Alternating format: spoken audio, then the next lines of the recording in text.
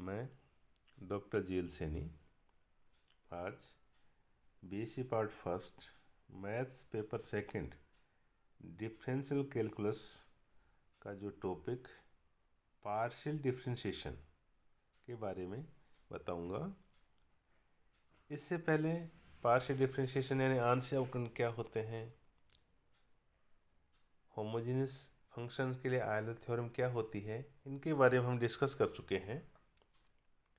आज इसमें हम पढ़ेंगे संपूर्ण अवकल गुणांक, टोटल डिफरेंशियल कोफिशिएंट्स। यदि u function of x y, जहाँ x जो है function of phi t, y है equal to function of psi t, ये हो, यानी u है ना, वो फंक्शन है एक्स वाई का, तो जहाँ पे x का मान फाई टी हो और y का मान साई टी हो, तो हम ये जो मान है इनको, ये जो u equal to f x y है, उसमें हम x और y की जगह अगर हम रखें तो ये u जो है ना वो t के पदों में आ जाएगा।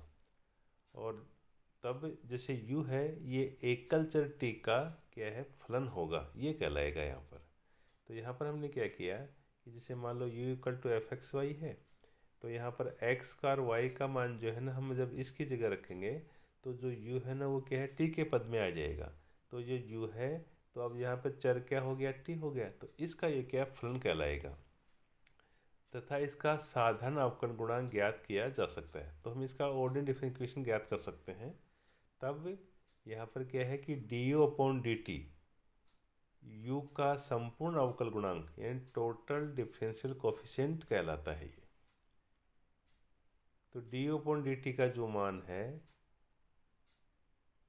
u equal to f x y में x तथा y का मान प्रतिस्थापित किए बिना निम्न सूत्र से ज्ञात करते हैं।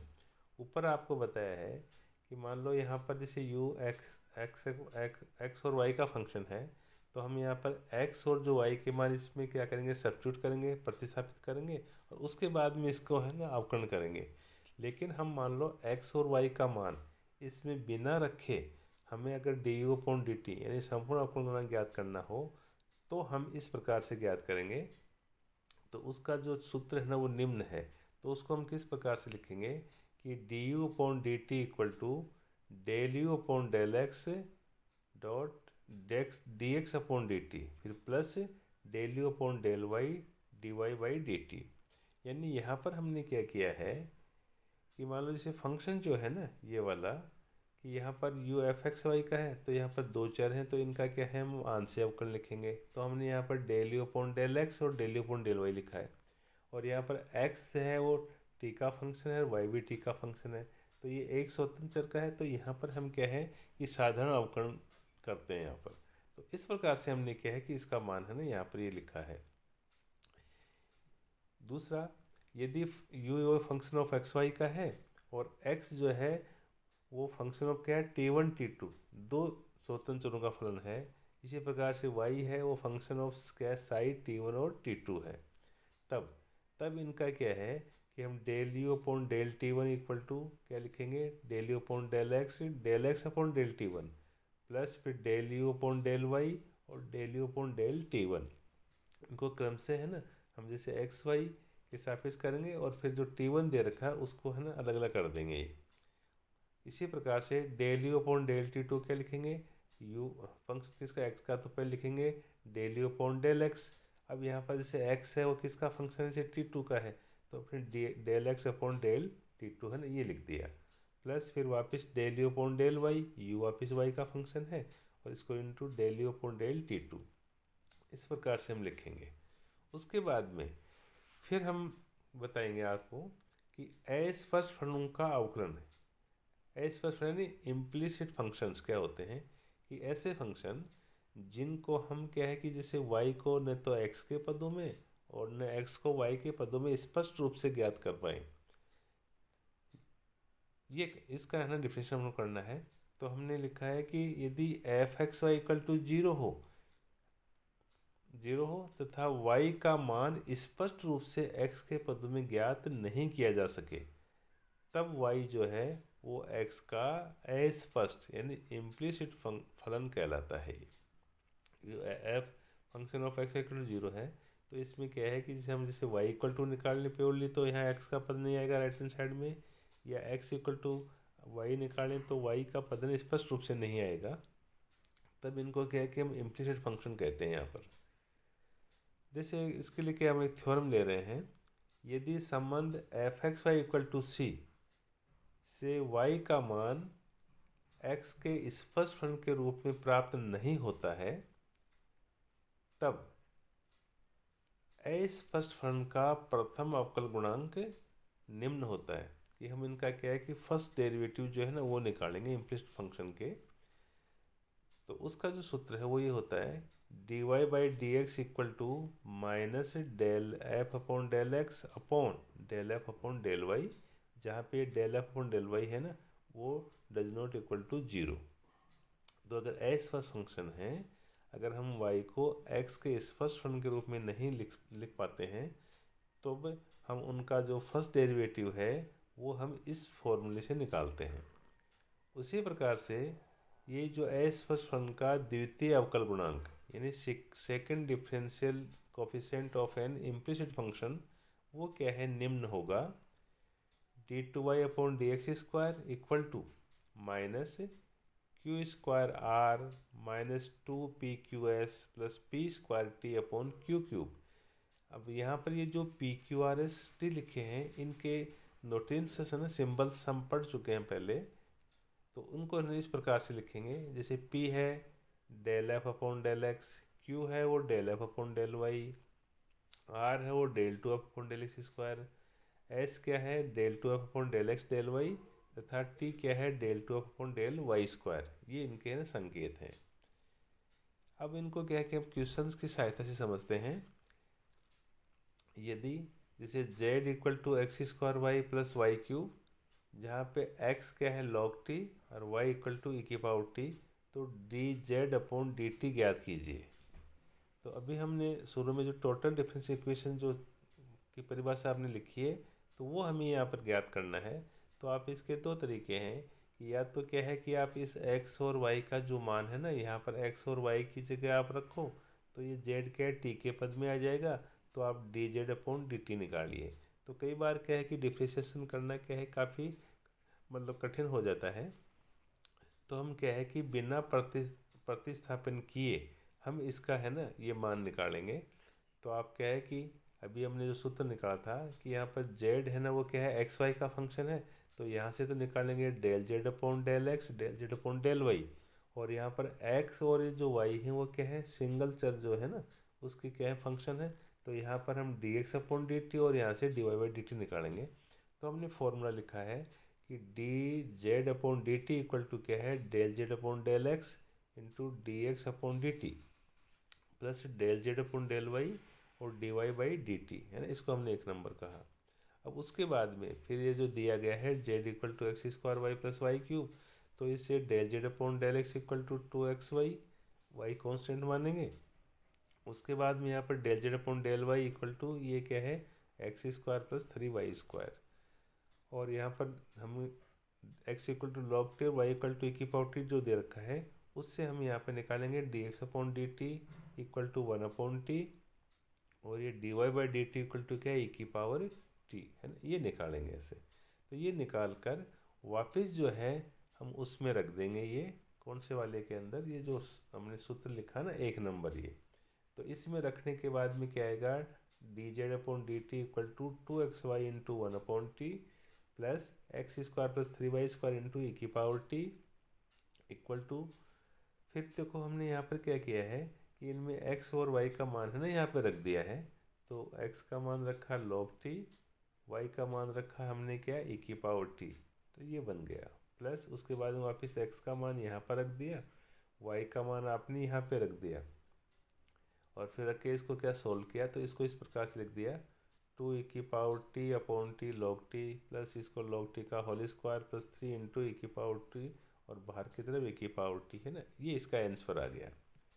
इस प्रकार से वापस आप दूसरा देखिए, यदि जैसे मान लो v जो है वो फंक्शन है x minus y, y minus z और z माइनस एक्स, तो हमें सिद्ध करना है कि del v upon del x plus del v upon del y plus del v upon del z equal to क्या है, ये 0। ये हमें इसको सोल्व करना है। तो यहाँ पर जो फंक्शन जो है v, वो किसका है,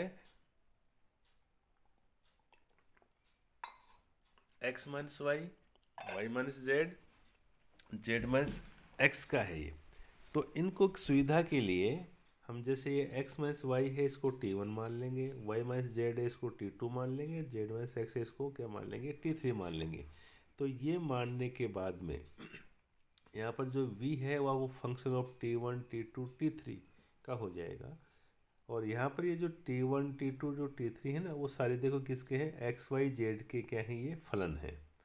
तो यहाँ पर ये जो हमने जो मानने हैं ना, उनसे पहले हम देखो यहाँ पर del t1 upon del x निकालेंगे तो ये 1 हो जाएगा, del t1 upon del Y निकालेंगे तो -1 हो जाएगा, del t1 upon del Z निकालेंगे तो ये हो जाएगा 0। इसी प्रकार से यहाँ पर del t2 upon del x है 0, del t2 upon del y equal to क्या हो जाएगा 1, del t2 upon del Z है ये हो जाएगा -1। उसके बाद में फिर del t3 upon del x है ना, वो आ जाएगा -1, del t3 upon del Y ये हो जाएगा 0 और del t3 upon del Z है ये हो जाएगा 1। फिर हम क्या कि इसका फॉर्मूला लिखेंगे। तो यहाँ पर del v upon del x, तो v जो है वो किसका है, t1 t2 t3 का फंक्शन है। तो यहाँ पर हमने देखो लिखा है del v upon del t1, फिर del t1 upon del x plus del v upon del t2 upon del x plus del v upon del three del t3 upon del x.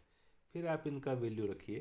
तो del v upon del t1 तो ऐसा कैसा है, इसका मान यहाँ पर 1, फिर del v upon del t2 इसका मान क्या है 0, plus del v upon del t3 और del t3 upon del x का मान क्या है -1।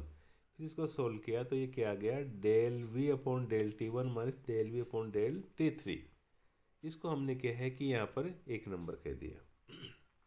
इस प्रकार से फिर यहाँ पर क्या है, del v upon del v equal to वापिस है del v upon del t1 upon del y plus del v upon del t2 upon del y plus del v upon del three upon del y equal to del v upon del t1 है, इसका del t upon del y का मान -1 रखा, एक plus फिर del v upon del t2 तो है ही है, फिर यहाँ पर del t2 upon del Y जो है वो 1 मान रख दिया, plus del v upon del three इसका मान जो है ना ये यहाँ पे 0 रख दिया।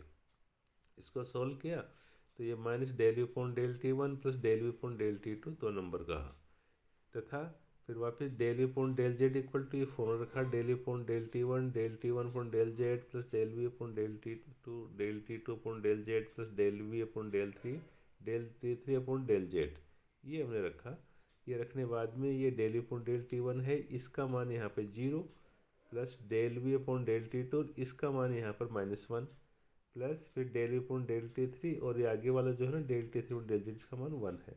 इसको जब आपने सॉल्व किया तो यहाँ पर लिखा minus del v upon del t2 plus del v upon del t3, इसको ना अपने 3 नंबर का है यहाँ पर।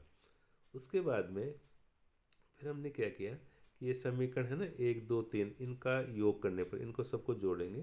तो जोड़ने के बाद में क्या है कि लेफ्ट हैंड साइड आ जाएगी del v upon del x plus del v upon del y plus del v upon del z equal to right hand side में देखो सारी वैल्यू लिख दी इनकी, यहाँ पर सारे वैल्यूज ये अपने लिख दिए। तो ये लिखने के बाद में क्या है कि ये क्रम से सारे एक दूसरे से कैंसिल हो जाएंगे, तो इसका मान क्या आ गया 0। हमें यही प्रूव करना था। उसके बाद में एक क्वेश्चन और लेते हैं।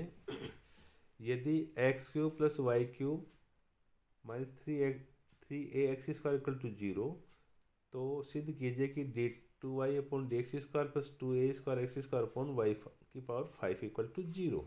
तो यहाँ पर आप देख रहे हैं कि ये क्या है कि एस फर्स्ट फंक्शन है और एस फर्स्ट फंक्शन के अंदर d2y अपॉन dx² ये क्या है, द्वितीय अवकल गुणांक है।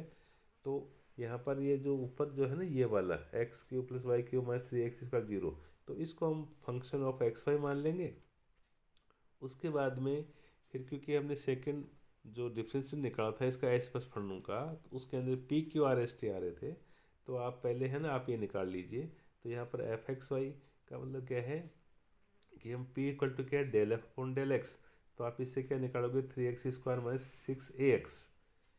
q इक्वल टू क्या है del f upon del y, तो आप इसको डिफ्रेंशिएट करेंगे तो यह आ गया 3y² equal to sorry r equal to क्या है del two upon del x square. तो आप इस p वाले को है ना इसको दोबारा करेंगे तो ये क्या आएगा 6x minus 6a। s equal to क्या है del two upon del x del y. तो इनको दो तरीके कर सकते हैं कि या तो ये जो p वाला है ना इसको आप y के सापेक्ष डिफ्रेंशिएट कीजिए, या जो q है इसको x के सापेक्ष।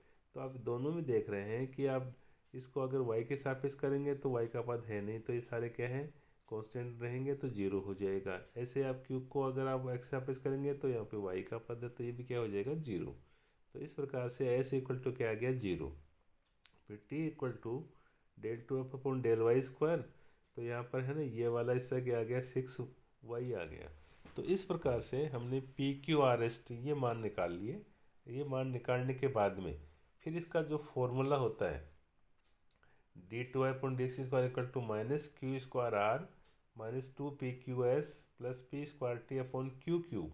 तो आप ये वैल्यू ऊपर वाली जो है ना वो क्रम से आप इसमें रखिए। तो माइनस यहाँ पे q का मान रखा 3y² का होल स्क्वायर, r का मान रखा 6x माइनस 6a माइनस फिर देखो यहाँ पर 2pqs है तो इसमें pqs का मान रखेंगे, लेकिन यहाँ पर s का मान क्या जीरो है। तो इस प्रकार से मैंने क्या है कि pq का मान न रख के इनका मान रख के डायरेक्ट इनको है ना क्या कर दिया इसको जीरो लिख दिया, क्योंकि इंटू करोगे तो जीरो आ जाएगा।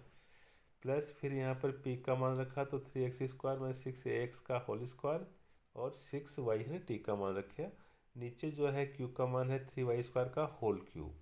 ये रख के फिर हमें क्या है कि इनको सॉल्व करना है। तो सॉल्व करेंगे तो यहाँ पे 3y² का होल स्क्वायर को खोलेंगे तो 9y की पावर 4, यहाँ पर इसमें 6 कॉमन ले लिया तो 6 into X minus Y X minus A plus उसके बाद में इसका होल स्क्वायर है ना। तो यहाँ पर देखो ये 3x² माइनस 6x, तो इसमें 3x जो कॉमन आ रहा है तो इसको हमने बाहर लिखा तो 9x² और अंदर क्या बचा x माइनस 2a का होल स्क्वायर और यहाँ पर 6y और नीचे है ना 3y² का होल क्यूब क्या बन गया 27y की पावर 6। उसके बाद में फिर माइनस फिर देखो 9 और 6 को मल्टीप्लाई करेंगे तो 54 और यहाँ पर क्या है कि इन सब में है ना जैसे यहाँ पर y और यहाँ पर ये y है ना, यहाँ भी 9 इंटू 6 54 हो गया। तो ये आपने कॉमन ले लिया, नीचे यहाँ पर ये है ही, यहाँ पर क्या बच गया y³ into X minus A plus यहाँ पर क्या बच गया x² into X minus 2a का होल स्क्वायर, ये बच गया यहाँ पर ये equal to minus 2 upon y की पावर 5। उसके बाद में फिर यहाँ पर क्या है देखो इनको इंटू किया ना तो y³ एक्स माइनस ए वाई क्यूब प्लस x² इसको सॉल्व किया तो x² minus 4x plus 4a² ये बच गया यहाँ पर। इसके बाद में फिर देखो माइनस 2 अपॉन वाई 5 और यहाँ पर क्या है कि हमने वापस इसको जैसे मल्टीप्लाई किया ना तो ये टर्म तो ऐसे की ऐसे, ये भी ऐसे की ऐसे और इसको इससे इंटू किया तो x की power 4 minus 4x³ plus 4a² x² equal to minus 2 upon y की पावर 5। ब्रैकेट में क्या लिखेंगे कि यहाँ पर देखो आप जैसे ये टर्म है और कौन सी है एक ये टर्म है, दोनों y³ x और प्लस x की पावर 4, इसमें हमने x कॉमन लिया तो यहाँ पर x³ प्लस y³ फिर माइनस ay³ और ये आगे वाले हमने ऐसे कैसे रख दिए। उसके बाद में माइनस 2 अपॉन वाई की पावर 5 यहाँ पर x इंटू जो आपको दी गई समीकरण है ना ये x³ plus y³ equal to 3x², इससे आप इसकी जगह जो मान रख दिया 3x² minus ay³ minus 4x³ plus 4a² x² ऐसे कैसे रहेंगे। उसके बाद में फिर आपने इसको वापस है माइनस 2 अपॉन वाई की पावर 5, इसको हमने क्या किया मल्टीप्लाई किया तो ये 3ax³ माइनस है ना ये वापस सेम ऐसे कैसे। अब इसके बाद में फिर यहाँ पर आप देख रहे हैं कि ये 3ax³ है ये माइनस का 4x³ है तो यहाँ पर क्या आ गया माइनस का ax³ और ये माइनस का ay³ और प्लस 4a² x² में सेम ऐसे रह जाएंगे। उसके बाद में फिर माइनस का 2y की पावर 5 और इसमें क्या है तो दोनों में इसके अंदर वापस हमने क्या माइनस ए कॉमन लिया तो x³ plus y³ plus 4a² x²। उसके बाद में फिर माइनस का 2 अपॉन वाई 5 यहाँ पर क्या माइनस ए वापस समीकरण से है ना आपने इसको जगह लिख दिया 3a x² plus 4a² x square. तो आप इसको इंटू करेंगे तो ये माइनस का 2/y5 और ये है ना माइनस का 3a² x square plus 4a² x square. तो यहाँ पर क्या है कि ये -2/y5 तो है ही, यहाँ पर ये कितना बच गया, माइनस का है और ये प्लस का है, तो a² एक्स स्क्वायर बच गया। तो इसको हमने लिखा -2a² x square upon y5। इसको क्या क्या आप एक तरफ ले जाइए तो d2y upon d x square plus 2/y5 a² x square equal to 0। ये हमें क्या है इसको क्या प्रूव करना था। इसके बाद में फिर हमें क्या है कि एक क्वेश्चन और है, यदि u equal to function of r और r स्क्वायर इक्वल टू क्या x square plus Y square plus Z square, तो हमें सिद्ध करना है कि del two you upon del x square plus del two you upon del Y square plus del two you upon del Z square equal to f double dash are plus 2/r F dash are. तो उसके बाद में इसका जो solution जो है वो करने के लिए सबसे पहले u equal to f r है, यहाँ पर r square equal to x square plus Y square plus Z square है, इसको 2 नंबर का। तो समीकरण जो 2 है पहले हम इसको है ना एक्स वाई जेड के सापेक्ष इनका क्या करेंगे, अवकलन करेंगे। अवकलन का मतलब क्या है, आंशिक अवकलन। तो यहाँ पर आ गया 2r del are upon del x equal to 2x। तो इससे क्या, इसको आप इधर ले जाओगे 2 से 2 कैंसिल हो गए, तो del are upon del x equal to क्या गया, एक्स अपॉन आर। तो इस प्रकार आप सिमेट्री से del are upon del Y है ना Y upon R, del are upon del Z है equal to Z upon R है ना, ये अपन लिख देंगे इसको। उसके बाद में है ना इन सबको हमने क्या 3 नंबर कह दिया। तो अब फिर क्या कि समीकरण जो x एक है उसका क्या कि हम एक्स वाई जेड के सापेक्ष क्या क्या करेंगे, आंशिक अवकलन करेंगे। तो यहाँ पर del you upon del x equal to del you upon del r into del are upon del x equal to del you upon del r क्या आ गया, एफ डैश आर, और del are upon del x है ना वो हमने इसे समीकरण नंबर 3 से लिख दिया एक्स अपॉन आर। फिर इसको क्या है कि हम जैसे दोबारा करेंगे तो del two upon del x square equal to ये हम क्या है कि इसको u अपॉन वी से कर दिया तो r का आर स्क्वायर फिर r, फिर यहाँ पर एफ डैश आर एक्स है ना इसको डिफ्रेंशिएट किया है तो ये u इंटू वी से, तो F dash R into 1 plus X, फिर इनको देखो एफ डबल डैश आर और del are upon del X. ठीक है, ये तो हमने इसको कर दिया, फिर माइनस फिर वापस एफ डैश आर एक्स को ऐसा कैसा आर का करेंगे तो del are upon del X. उसके बाद में अपॉन ये कर ही दिया आपने।